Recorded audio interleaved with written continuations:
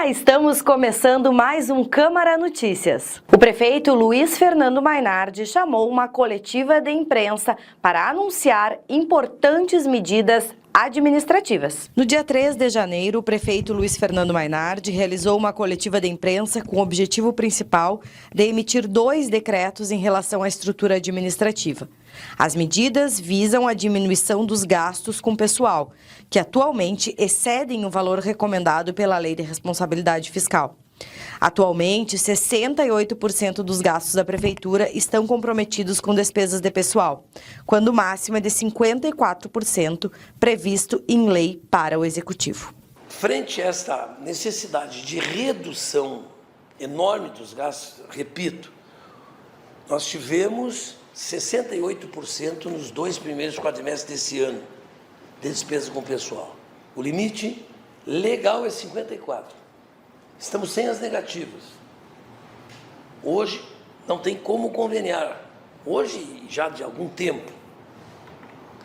Isso significa isolar Bagé do Estado e dos recursos federais. Então, a nossa determinação é para que todos os esforços sejam feitos para que a gente possa, no menor prazo possível, nos adequar à Lei de Responsabilidade Fiscal. Para isso, nós vamos estamos emitindo aqui, e os senhores e senhoras são importantes aqui para que a gente dê publicidade aos 2 primeiros decretos do nosso governo. O primeiro decreto suspende atos de concessão das seguintes vantagens, desde que não incorporadas: funções gratificadas, gratificações, convocações de mais de 20 horas, concessão de regime especial de tempo integral, verbas de análise previdenciária, verbas de consultoria jurídico-administrativa e gratificação de membros e presidentes de PAD. O decreto ainda suspende pagamentos de horas extras, ajuda de custo de campanha e diárias que não sejam autorizadas pelo gabinete. Além disso, ficam suspensas a conversão em pecúnia de licenças-prêmio e férias indenizadas. O decreto prevê também a suspensão de férias de funcionário que seja essencial ao funcionamento do serviço público e a suspensão de todo o trabalho executado de forma não presencial. É um quadro que nos leva certamente a fechar o ano nessa margem aí dos 68%, o que nos levou obrigatoriamente a efetuar estas medidas. Tudo isso que eu estou dizendo não significa que nós vamos simplesmente cancelar 100%. Nós vamos suspender e com critérios daqui para frente conceder. Por exemplo, diária campanha é para quem trabalha na campanha. Horas extras é para quem executa trabalhos além do seu horário normal. É conforme diz a legislação, é como tem que ser. O segundo decreto cancela todas as cedências no âmbito municipal, seja para as esferas governamentais ou para entidades da iniciativa privada. Conforme o documento, todos os servidores cedidos deveriam se apresentar na Secretaria de Economia, Finanças e Recursos Humanos no prazo de 5 dias, a contar de 6 de janeiro. Os efeitos de ambos os decretos são retroativos a 1º de janeiro. Em 2020, se pagou em licenças-prêmio 237 mil. Em 2021, 277. Em 22 começou 1.351. Em 23, 3.222. Em 2024, 3.994. Nós vamos fazer um levantamento de todas essas licenças pagas para verificarmos esta fraude cometida, que, olhando assim muito rapidamente, nós encaminhamos para o Ministério Público 240, em torno disso, casos desse tipo de gravíssima fraude. Bom, com relação ao segundo decreto, ele faz também referência, tem a ver com essa situação. Nós estamos cancelando todas as cedências de servidores municipais, voltam para a sua origem, porque falta servidor em várias pontas, estão em outras áreas, enfim. Nós precisamos regularizar a situação, botar ordem na casa e saber o tamanho efetivo, da nossa necessidade, se há necessidade, em cada secretaria. Nós não temos um número de servidores cedidos, mas a gente sabe que é um número bastante expressivo.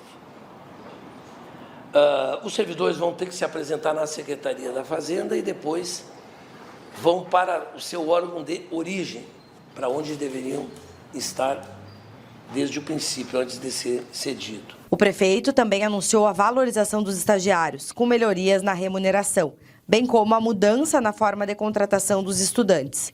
De acordo com o Mainardi, a contratação de estagiários passará a ser feita pelo Centro de Integração Empresa-Escola, CIEE, garantindo que eles sejam alocados em funções que tenham relação com a sua formação. Nós estamos, até porque temos dificuldade de localizar também os estagiários.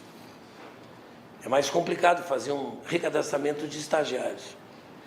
E o convênio com o CIE prevê o rompimento a qualquer tempo, tanto por parte do aluno quanto por parte da prefeitura. É um valor muito baixo, no nosso entendimento tem que se pagar um valor maior e tem que se estabelecer um critério republicano. Quem tem que fazer a seleção não é a prefeitura por critério político partidário. Quem tem que fazer é o CIE, por critério técnico escolhido pelo CIE, e assim nós vamos fazer.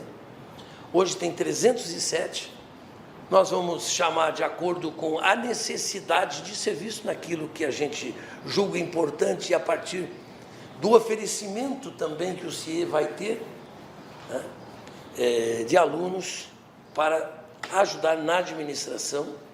E a gente sabe que eu passei pela prefeitura, fui secretário da Agricultura, a gente sabe que são jovens muito importantes na formação deles e para o funcionamento da administração municipal. Então, a ideia não é estar criando desemprego com os estagiários, a ideia é regularizar toda essa situação e estabelecer critérios que possibilitem que todos os alunos da rede de ensino médio e da rede pública, da rede de ensino superior, possam se habilitar junto ao CIE e concorrer a uma vaga para a Prefeitura Municipal. A vice-presidente do Legislativo, Beatriz Souza, e o líder do governo na Câmara, o vereador Lelinho Lopes, participaram da coletiva. Ambos faziam oposição ao governo anterior e, por diversas vezes, denunciaram as ilegalidades quanto ao pagamento de vantagens para servidores e cargos em comissão no Executivo. O que impressiona, quando eu via o ex-prefeito falar de terra arrasada, a sensação que quando a gente chega nas secretarias é que houve uma calamidade no nosso município. As pessoas estão, as secretarias, os funcionários, pedindo socorro. E hoje a gente pega um dado de transparência, o que nos deixa profundamente emocionados por parte do prefeito Mainardi, e que durante 8 anos nós tentamos receber essas informações como órgão fiscalizador, que deveria ser a Câmara de Vereadores, nunca recebemos esses dados. E hoje a gente viu por que está esse caos no município devido a esse uso indevido de recursos públicos, essa farra administrativa, esse desrespeito com a população de Bagé. Então, acredito que a partir desse momento é o momento de união de todos nós para reerguer a nossa cidade. É uma crise financeira, humana, que nós precisamos retomar a reconstruir a nossa cidade. Nós já sabíamos que as contas da prefeitura não fechavam de acordo com aquilo que era vendido para a sociedade ou para os meios de comunicação, que estava em total equilíbrio. Nós, na oposição, naquele período, sempre apontamos que a prefeitura não fazia a devida economia, o balanço financeiro não era feito da maneira correta e a prefeitura gastava de forma exorbitante, totalmente de forma desenfreada. Por várias vezes a gente fez as cobranças devidas, solicitamos informações, algumas nós obtivemos, para nós não é surpresa, outras são surpresa porque esconderam esses números por muitos anos, mesmo nós solicitando, encaminhando para os órgãos responsáveis, que a prefeitura não cumpria a devida transparência. É triste porque nós estamos pegando quase que uma prefeitura do zero para poder reconstruir a nossa cidade. Medidas acabam tendo que ser tomadas e nós estamos aqui também para ajudar o município, né? Informando o Mainardi, apontando os caminhos necessários. Eu acho que nós estamos em boas mãos e o governo assim que fizer o equilíbrio necessário, vai começar a andar da maneira que a população espera. Agora, um dos anúncios, por exemplo, são as novas contratações do novo convênio com os estagiários. O que isso quer dizer?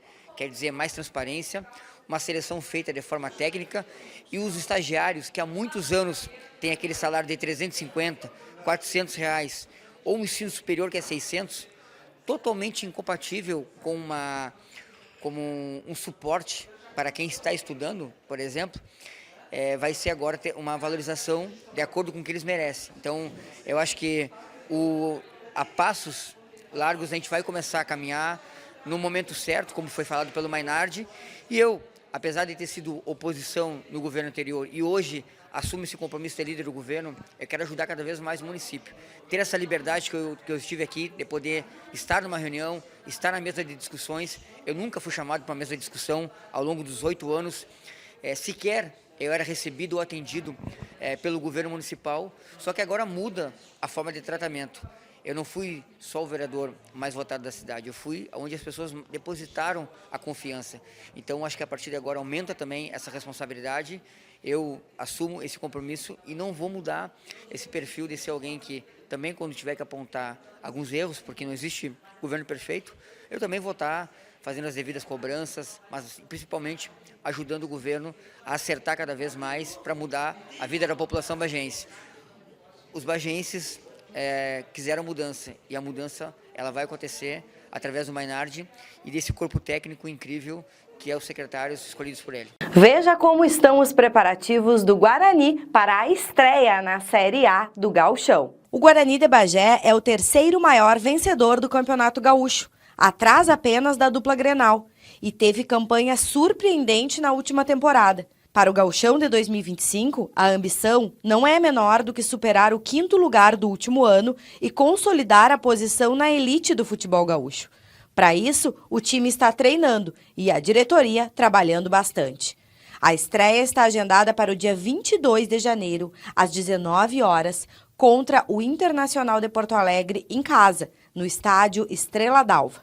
Além do gauchão, o time fará história esse ano, tendo conquistado pela primeira vez a classificação para disputar a Copa do Brasil e a Série D do Campeonato Brasileiro. Os preparativos estão muito bons, assim, a gente vai fechar agora 30 dias de pré-temporada, né? Quase 40, né?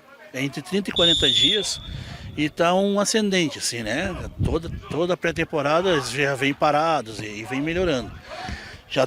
Temos assim, a gente já está quase, faltam uns 15 dias para a estreia, né? Acho que estamos bem preparados para isso. E o grupo é bem assim, ó, a gente já fez um grupo para gauchão, né? Tem o jogo da série da Copa do Brasil, né? Os jogos da Copa do Brasil, que pode ser 1 ou pode ser 2. E já automaticamente já a Série D, né? Além do bom resultado em campo, o destaque na última temporada ficou com a torcida, que encheu o estádio em todos os jogos, fazendo o papel do 12º jogador e empurrando o time. A expectativa é de que isso se repita durante esse ano. A diretoria comemora o aumento do número de sócios e faz o chamamento para que a comunidade siga apoiando o Índio. O clube está fazendo história, né? A gente está trabalhando para isso, a gente vem trabalhando numa ascendente há anos, para chegar nesse momento. Então, para nós, assim, um clube de 117 anos, a gente chegar numa Série D, numa Copa do Brasil e no próprio gauchão, que é a elite do Campeonato Brasileiro, no Campeonato Gaúcho, para nós é o ápice, né? Então a gente vê isso na rua. A gente via muita camiseta de Grêmio e Inter antigamente, hoje a gente vê muita camiseta do Guarani na rua. O pessoal procurando para se associar, o pessoal sempre procurando para ajudar. A gente espera toda a comunidade, né? Espera a comunidade torcedora do Guarani, né? Para vir, né? Se associar, estão se associando ainda. O nosso sócio está cada vez mais aumentando. A gente quer todo mundo junto. Vamos aproveitar, vamos vir fazer história junto. Ano passado já foi muito bonita a torcida, então esse ano vai ser muito mais, né? No dia 8 de janeiro, foi realizado um jogo-treino contra o Pelotas e a torcida já mostrou que o time seguirá podendo contar com esse apoio durante a temporada. O estádio estava cheio e a festa aconteceu como em dia de jogo de campeonato. No placar, o resultado final foi de 0-0. secretário de Cultura, Zeca Brito, fala sobre os preparativos para o Carnaval 2025 em Bagé. Logo após o Réveillon, já começam as preparações para o Carnaval. Neste ano, a festa de Momo vai de 1º a 4 de março. E o assunto já está sendo trabalhado pela Secretaria de Cultura. O secretário, Zeca Brito, se reuniu com representantes da comunidade no dia 10 de janeiro para iniciar as definições de uma programação. Nosso papel aqui na Secretaria é entender a realidade do Carnaval. Entender a realidade orçamentária que a Secretaria tem para responder ao que a sociedade deseja. Legitimar todos aqueles que resistiram e que mantiveram o Carnaval vivo, independente do poder público ou dos recursos públicos. Porque o Carnaval não morreu. Também dizer assim, o Carnaval deixou de acontecer. Não, o Carnaval está vivíssimo. O Carnaval em Bagé é forte, vivo. Quem passa o Carnaval aqui sabe. Quem vai para a Rua 7, quem acompanha a orquestra Rubem Veiga, quem acompanha o Galo do Meio-Dia, quem acompanha os blocos que ainda seguem ensaiando nos seus bairros, que seguem se reunindo durante o ano todo, sabe que o Carnaval resistiu. Então a gente tem aí um trabalho de reconhecer esse Carnaval, que não é mais aquele Carnaval tradicional de 20 anos atrás, da primeira gestão do prefeito Mainardi. O Carnaval mudou.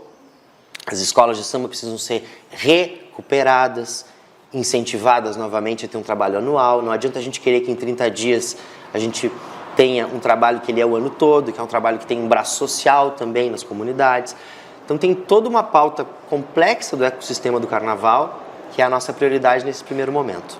Para o secretário, 2 pilares sustentam um Carnaval: a voz da comunidade e a economia criativa.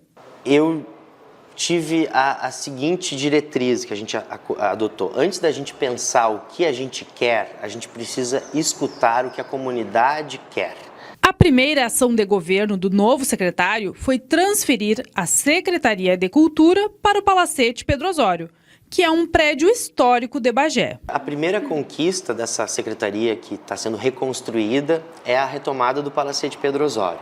O Palacete Pedro Osório é um próprio do município, que foi cedido por Estado para o Colégio Estadual durante 40 anos, e ele foi reconquistado, o então governador Alceu Colares, bagiense, sensível às pautas da cultura, ele devolveu o prédio para o município, na sua gestão, para que fosse a sede da Secretaria Municipal de Cultura. E é importante falar isso, Fernanda, porque as coisas elas são resultado de uma luta coletiva. A classe artística, durante muitos anos, pleiteou que houvesse uma Secretaria de Cultura. Isso só foi acontecer nos anos 90. Com a redemocratização nos anos 80, a cultura passou a ter uma diretoria de cultura, ligada à educação. Só nos anos 90 que ela ganhou uma secretaria. Por quê? Porque os artistas se mobilizaram e lutaram por isso. E a conquista de um espaço físico para essa secretaria, que é grande, a Secretaria de Cultura ela é complexa. Ela precisa ter um espaço de trabalho organizacional, administrativo, que dê conta de todos os prédios, de toda a oferta que a cultura tem que dar para a comunidade. Então, é muito simbólico voltar para esse prédio, porque, de alguma maneira, é recuperar a memória das coisas. As coisas, elas são como são porque alguém lutou por isso. E é muito fácil se sobrepor à luta coletiva quando se tem a caneta e se ocupa um cargo público. Então, meu principal objetivo é recuperar a memória das coisas. A pasta é responsável por uma vasta estrutura, como do Instituto Municipal de Belas Artes, o IMBA, a Biblioteca Pública Municipal, a Casa de Cultura e o Centro Histórico de Vila de Santa Teresa. E aí tem todo um trabalho de reconstrução que eu acredito que vai ser feito de buscar e recuperar aquilo que se perdeu. Nós perdemos a Biblioteca Pública Infantil, que tinha ali toda uma iniciação à leitura para a primeira infância. Nós perdemos o teatro de bonecos que a Biblioteca Tia Leda tinha. A gente precisa reconquistar isso. Nós perdemos o espaço físico que o Centro de Desenvolvimento da Expressão tinha, o CDE Odessa Macedo. O CDE hoje está reduzido a 2 salinhas. O CDE tinha uma casa própria, com um ateliê só dedicado à cerâmica, com um forno de cerâmica, com um ateliê só dedicado à gravura. A gravura que leva o nome de Bagé para o mundo, hoje não existe nenhum lugar em Bagé onde se aprenda ou se faça gravura. Então nós temos um trabalho tremendo de recuperar tudo aquilo que nos tiraram ao longo dos anos. a cultura foi perdendo legitimidade, espaço. Outra coisa que é muito importante nesse primeiro momento é o diálogo. Não existe construção cultural sem escuta cidadã. A cultura, ela é sim a participação da sociedade. Sem a participação da sociedade, a cultura deixa de ser cultura. Passa a ser uma coisa de gabinete, de autoridade, não tem nada a ver com a cultura. Então a gente, nesse primeiro momento, é ouvir a sociedade. Então a primeira coisa que a gente vai fazer é pensar num calendário, e aí, pensando no calendário, os eventos que acontecem agora em janeiro, em fevereiro e março, a gente precisa ouvir as pessoas que são beneficiadas, atendidas, assistidas por esse calendário. A primeira sessão extraordinária do ano teve o objetivo de formar as comissões permanentes da Casa. No dia 9 de janeiro foi realizada a primeira sessão extraordinária do ano no Legislativo, a fim de formar as comissões permanentes da Casa.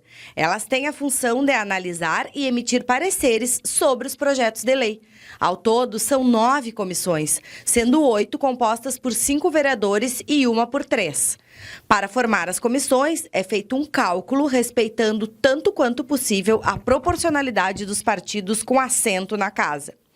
Para fazer o cálculo, divide-se o número total de vagas das comissões permanentes pelo número total de vereadores. São 43 vagas divididas por 17 vereadores. 2,52, este é o quociente de vaga por vereador. A presidente é a única parlamentar que não integra nenhuma comissão. O PT ficou com 12 vagas nas comissões, o PL com 10, o PP com 8, o PDT com 2, o PSB também 2, assim como o PSD, Republicanos e o União. As indicações são feitas pelos líderes das bancadas. Veja como ficaram formadas as comissões permanentes. Comissão de Constituição, Justiça e Redação Final. Vereador Lucas Melo, do PT, Rafael Fuca, do Progressistas, Beatriz Souza, do PSB, Dr. Leopoldo, do PT e Regina Goulart, do PL. Comissão de Ética Parlamentar. Essa é formada por 3 vereadores. Ficaram Maurício Vargas, do PDT, Lelinho Lopes, do PT e Ronaldo Ruezel, do PL.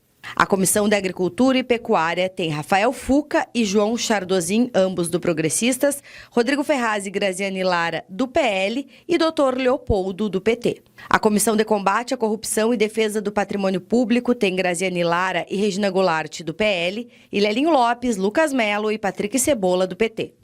A Comissão de Orçamento, Finanças e Contas tem Ronaldo Ruezel, do PL, Faustina, do União Brasil, Maurício Vargas, do PDT, Nego Zeca, do Republicanos e Esquerda Carneiro, do PSD. Comissão de Saúde, Meio Ambiente e Assistência Social, João Chardozin, do Progressistas, Nego Zeca, do Republicanos, Esquerda Carneiro, do PSD, Professora Ana Paula e Dr. Leopoldo, do PT. Comissão de Educação, Cultura, Segurança e Direitos Humanos e dos Animais. Tem Faustina, do União Brasil, Beatriz Souza, do PSB, João Chardozin, do Progressistas, Professora Ana Paula, do PT e Rodrigo Ferraz, do PL. Comissão de Legislação Participativa. Do PT tem Lelinho Lopes e a professora Ana Paula, do Progressistas, João Chardozin, do PSB, Beatriz Souza, do PSD, Esquerda Carneiro. Comissão de Infraestrutura, Desenvolvimento Econômico e Transportes.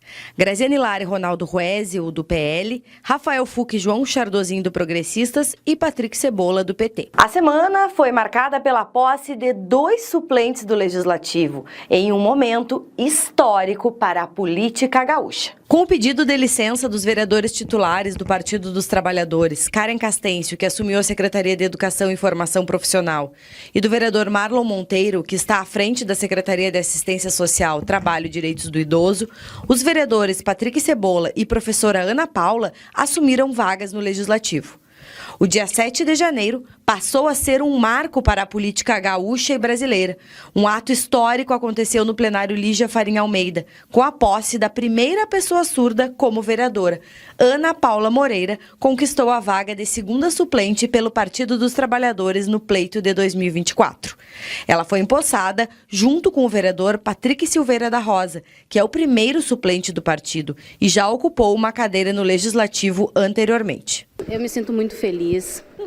Também é um grande desafio, porque eu sei como que é a vida das pessoas com deficiência. Tem muitas barreiras, muitas dificuldades. Às vezes não tem voz, para falar o que querem, o que precisam. Então eu agora vou representar, que eu posso ajudar para conseguir o que eles precisam. para mostrar o que querem. Eu quero mostrar também diferentes leis que já tem e que precisam respeitar, cumprir as leis. Então, eu quero criar vários projetos também sobre acessibilidade, que tem vários já, que eu vi que precisam, que não tem, então precisa ser criado. Eu quero mostrar para os surdos que às vezes eles pensam, só porque eu sou surdo, eu não posso fazer. Eu posso fazer qualquer coisa, eu posso fazer qualquer coisa da minha vida. Eu posso mostrar, eu quero mostrar para a comunidade surda que eu, como Ana Paula, consegui fazer. E que todos podem, né? Eu primeiro vou começar a divulgar, a ampliar para a comunidade surda, né, pensando já no futuro. Eu tive uma pequena passagem, 2 passagens, aliás, aqui, 2 meses, depois mais 4 meses, né? Tipo, a gente pôde trabalhar, mas a gente não pôde fazer os projetos que queria, trabalhar para a população da agência, mas eu acho que agora é o momento de reconstrução, né? Tipo, é um novo governo, é o governo Mainardi, é o governo que os partidos estão tudo aliados, estão trabalhando em prol da população bagense que ficou, né? O governo anterior deixou muito trabalho para trás. Eu sei que é um momento de união. Todos os vereadores faziam parte deles, secretários, secretárias, prefeito e o vice. Então, esse é o momento do Cebolinha ser a voz do povo, representar nas comunidades, nos bairros. E eu estou à disposição da população. Contribuintes precisam ficar atentos para os prazos de pagamentos dos impostos. No início de cada ano, as oportunidades para pagamentos de impostos com descontos são anunciadas. Um deles é o IPTU de 2025, em que a Prefeitura de Bagé está com condições especiais para o pagamento em cota única. A quitação até 10 de fevereiro, o desconto é de 20%. E para o pagamento até 10 de março, o desconto diminui um pouco, ficando em 10%. Quem não optar pelo pagamento em cota única, a primeira parcela vence em 25 de janeiro. Já nos próximos meses, o vencimento é fixo no dia 10. Os carnês são entregues pelos Correios, mas é possível acessar as guias diretamente no site oficial do município, na aba Segunda Via da IPTU, ou também pode ir até a Secretaria de Economia, Finanças e Recursos Humanos, a CEFIR, de segunda a sexta-feira, das 8 da manhã às 2 horas da tarde. A CEFIR fica no Centro Administrativo Municipal, na rua Caetano Gonçalves, número 1151. Um outro imposto que tem descontos para pagamento é o IPVA de 2025. Os proprietários de veículos que optarem pelo pagamento até 31 de janeiro têm desconto de 6%. Já em fevereiro, um desconto de 3% e até 31 de março, 1%. Os contribuintes também podem adquirir mais descontos pelos programas Bom Motorista, que é conforme o período sem infrações cometidas no trânsito, e o Bom Cidadão, que é de acordo com a participação no programa Nota Fiscal Gaúcha. Descontos estes que podem ser acumulados e chegar até 24,8%. Também é possível parcelar em até 6 vezes. Mas atenção, esse parcelamento é preciso ser feito ainda neste mês de janeiro, pois a primeira parcela precisa ser paga até o 31 de janeiro. As parcelas que vencem em janeiro, fevereiro e março também terão descontos de 6%, 3% e 1% nessa ordem. Esse ano terá uma novidade. Ao invés do calendário prever que ocorra o pagamento escalonado por final de cada placa ao longo da última semana de abril, em 2025 todos os finais da placa podem ser quitados até o dia 30 de abril. E em 2025, os proprietários estão isentos do seguro obrigatório para proteção de vítimas de acidentes de trânsito, o SPVAT, que havia sido recriado em 2024, mas foi anulado no fim do mesmo ano. Para quitar o imposto, o proprietário deve apresentar o código RENAVAN e a placa do carro nos bancos da rede credenciada, como o Banrisul. A opção por Pix também está disponível. As informações podem ser obtidas através do aplicativo ou site do IPVA-RS, com login da conta Gov. Veja como fica a previsão do tempo para a próxima semana. O fim de semana vai seguir o embalo da semana que passou. No sábado e domingo, a mínima vai ser de 16 graus e durante a tarde, a máxima não deve passar dos 29 graus. A semana vai começar com a promessa de muito calor pelos próximos dias. A segunda com mínima de 17 graus e máxima de 30 graus. Na terça começa a ficar mais quente, com máxima de 32 graus. Na quarta e quinta, a máxima pode chegar até os 35 graus e na sexta vai aquecer mais. 36 graus é a previsão. O Câmara Notícias fica por aqui. Acompanhe a nossa programação e também as redes sociais da TV Câmara Bagé.